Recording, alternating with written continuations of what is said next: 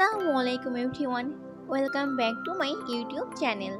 আশা করছি আল্লাহর রহমতে সবাই ভালো আছেন এবং সুস্থ আছেন। আজ আপনাদের সঙ্গে শেয়ার করব গোপালগঞ্জের খুবই বিখ্যাত একটি খাবারটি হচ্ছে কই মাছের ভাতুড়ি। আর এই কই মাছের ভাতুড়ি খেতে কিন্তু অত্যন্ত সুস্বাদু লাগে। যে একবার এই কই মাছের ভাতুড়ি খেয়েছে সে কখনোই এর টেস্ট ভুলতে পারবে না। শুরু করছি আমার নানুর হাতে গোপালগঞ্জের খুবই বিখ্যাত কই মাছের ভাতুড়ির রেসিপিটি। শুরুতেই এখানে কিছু লাউয়ের পাতা নিয়েছি, আর এই পাতাগুলোকে কিন্তু ছেঁড়া যাবে না বা কাটা যাবে না, পুরো আস্ত রাখতে হবে। আর এই লাউয়ের পাতাগুলোকে খুবই ভালো করে ধুয়ে পরিষ্কার করে নিয়েছি।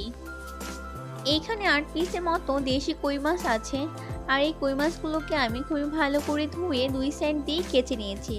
কেচে নিলে হবে কি, এই মাছগুলোর ভেতরে লবণ ঝাল মশলা ভালো করে যেতে পারবে।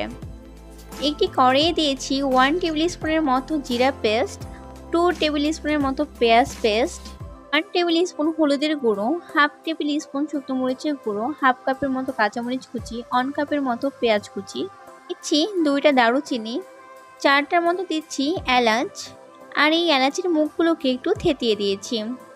দিচ্ছি 3টা তেজপাতা, 1/2 কাপ সরিষার তেল এবং পরিমাণ অনুযায়ী লবণ। তো এই পর্যায়ে সবগুলো উপকরণকে খুবই ভালো করে মাখিয়ে নিচ্ছি। মশলাগুলোকে মাখানো হয়ে গেলে এর মধ্যে দিয়ে দিচ্ছি কই মাছগুলো। এখন মশলার সঙ্গে কই মাছগুলোকে খুবই ভালো করে মাখিয়ে নিচ্ছি। আর এই মশলাটি কিন্তু কই মাছের সঙ্গে খুবই ভালো করে মাখিয়ে নিতে হবে। মিক্সড করে নেওয়া হয়ে গেলে এর ভিতরে দিয়ে দিচ্ছি 1 কাপের মতো গরম পানি।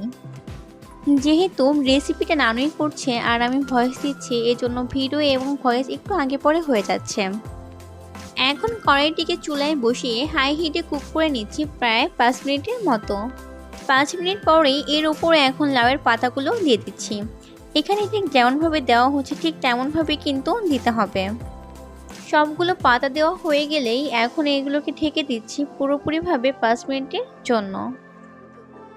প্রায় 5 মিনিট পরে ঢাকনা খুলে লাউয়ের পাতাগুলোকে একটু উল্টে দিচ্ছি। আর এই ক্ষেত্রে কিন্তু কই মাছগুলোকে নাড়ানো যাবে না, কারণ কই মাছগুলো কিন্তু ভেঙে যাবে। আর মাঝে মাঝে কড়াই ধরে একটু নাড়িয়ে দিতে হবে। আর এভাবে করেই কিন্তু সম্পূর্ণ পানি শুকিয়ে নিতে হবে। এখন আপনাদের মনে একটা কোশ্চেন থাকতে পারে, ভাতুড়ি তো ভাতের সাথে করা হয়, এখানে কেন পানির সাথে করা হলো? কই মাছের ভাতুড়ি দুইভাবেই করা যায়, ভাতের সাথেও করা যায়, পানির সাথেও করা যায়। ভাতের সঙ্গে করলে এই কই মাছের উপরে লাউয়ের পাতাগুলোকে খুব ভালো করে দিয়ে একটু বেঁধে দিয়ে ভাতের সঙ্গে সিদ্ধ করতে হবে। আর আমি যেহেতু একটু সহজভাবে করে দেখাবো বলেছিলাম, তাই এভাবেই রেসিপিটা করে দেখালাম। বাট কই মাছের ভাতুড়ির টেস্ট কিন্তু সেমই হবে। আর প্রায় 10 মিনিটের মাঝেই কিন্তু সম্পূর্ণ পানি শুকিয়ে যাবে। ব্যাস হয়ে গেল কই মাছের ভাতুড়ি।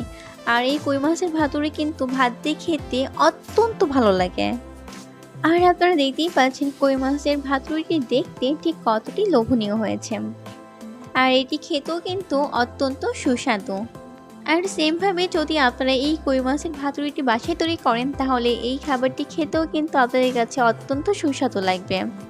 আর এই খাবারটির টেস্ট আপনারা কখনোই ভুলতে পারবেন না। তো ভিউয়ার্স, আশা করছি আমার আজকের রেসিপিটি আপনাদের কাছে ভালো লেগেছে। ভিডিওটি ভালো লাগলে অবশ্যই শেয়ার করবেন। আজকের মতো এই পর্যন্ত, সবাই ভালো থাকবেন এবং সুস্থ থাকবেন। আল্লাহ হাফেজ।